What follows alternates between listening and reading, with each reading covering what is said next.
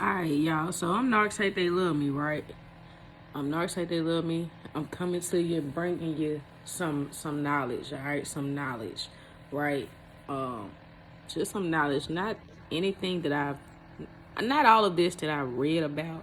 Just some things that I put together, just based off of the experience, of being with a narc and just starting to awaken. I started to awaken to a lot of things, right? And I started to pray and ask the Most High to guide me and protect me. And that's how I'm able to come to you guys right now. So, yeah. So, let me just tell you guys this. All right. First off, for everybody that you know, even yourself, there's a biblical, a spiritual person that's in the Bible that's just like you. All right?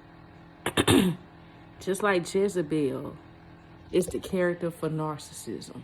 This is the person that they always reference when they speak about narcissism. There are people in there, there are spirits in there that are just like you. Just like back then in the biblical days. They walked in mind, body, and soul. We still walk in mind, body, and soul, so it's no different. You still have spirits running rampant.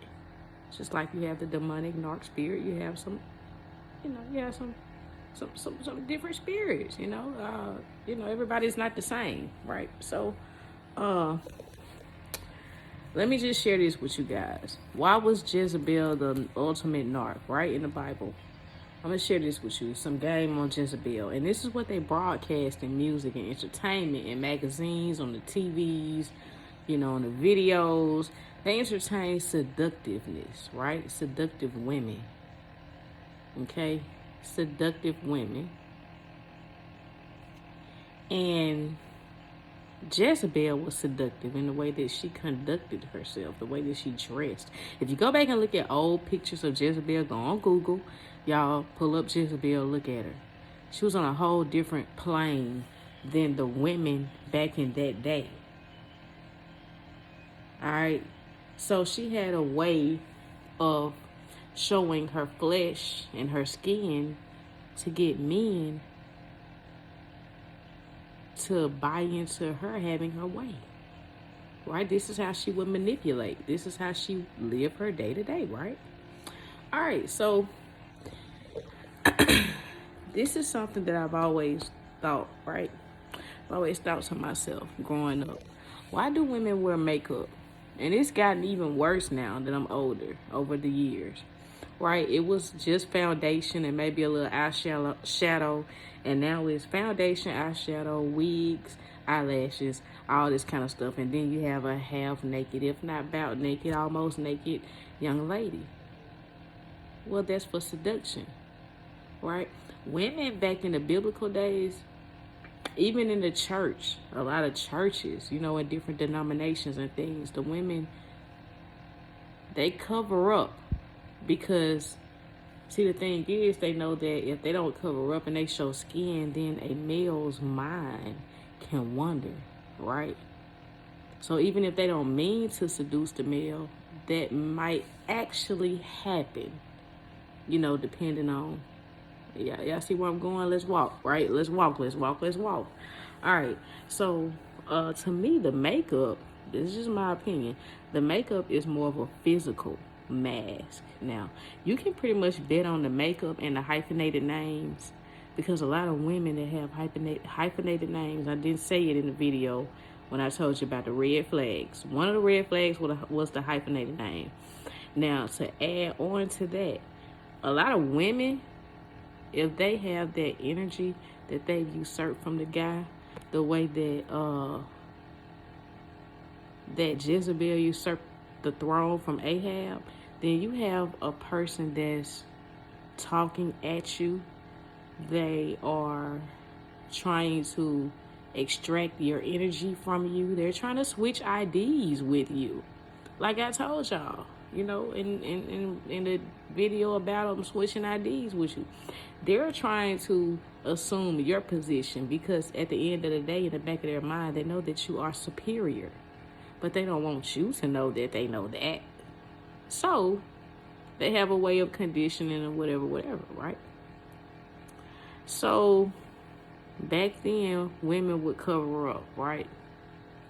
Well, the Jezebel, because that's why I say the mind, body, and soul, they have to align. Because something can look good to the eye, to the body. You put your eyes on somebody's body, and they're attractive to you.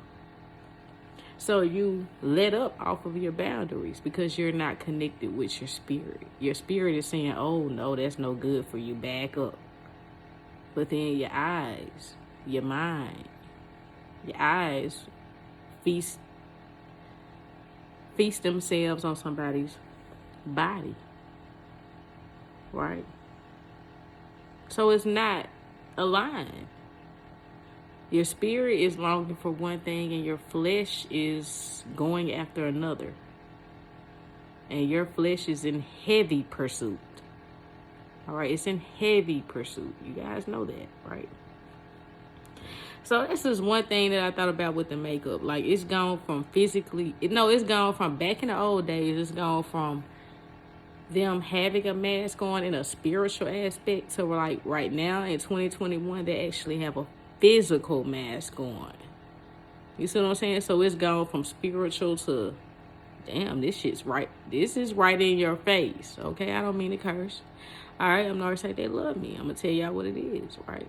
So this is right in your face, but a person that doesn't know about Jezebel and who this character embodies and what kind of spirit and entity is in Jezebel, they're not gonna know what they're looking at, right?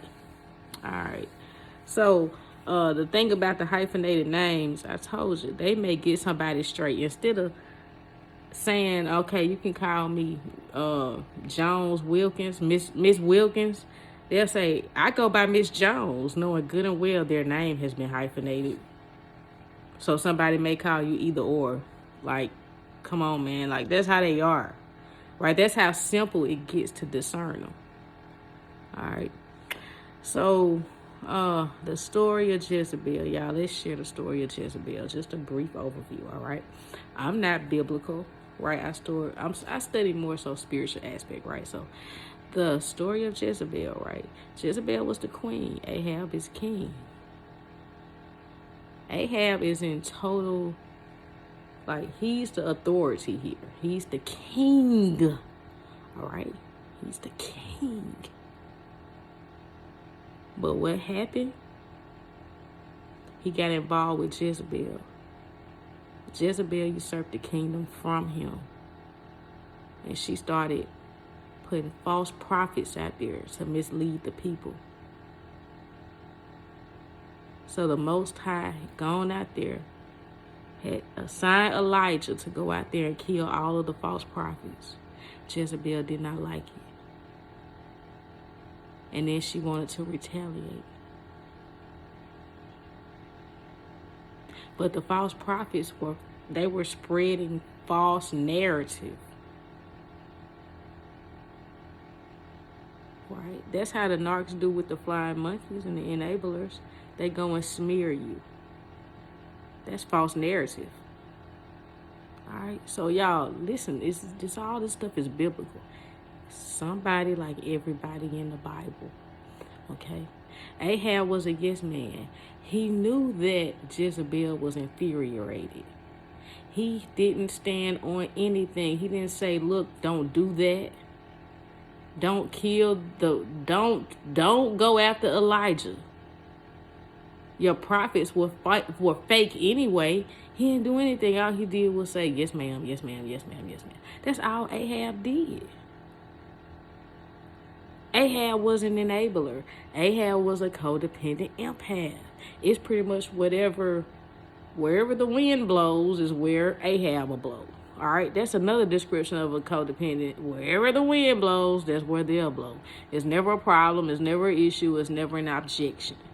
Right? It's never a no. It's never a no. It's definitely not a solid no. All right, so that's the biblical aspect. That's Jezebel as it pertains to narcs, how you can discern some of them in your day-to-day. I told you about the hyphenated names. I told you about the makeup. What makes the makeup so deadly, you can put it on and look like one person and take it off and look like somebody completely different. So that's a physical mask. And somebody that has to have it and wear it consistently, and they have to have it, watch out. Keep your eyes open. Don't be one of them. If you have to have it, if you're always correcting somebody instead of talking to them, you're talking at them. Narcs look at my videos too. Y'all know what I'm talking about. Yeah. NHTLM. Hashtag it for me. Leave your comments, your experiences, your opinions, any insight that I might have missed. Add it on in the comments. You are welcome to be here to share, because we're growing and we're learning and we're walking. All right? Narcs, hey, they love me. I love y'all. Y'all take care of yourself. Peace. Love you.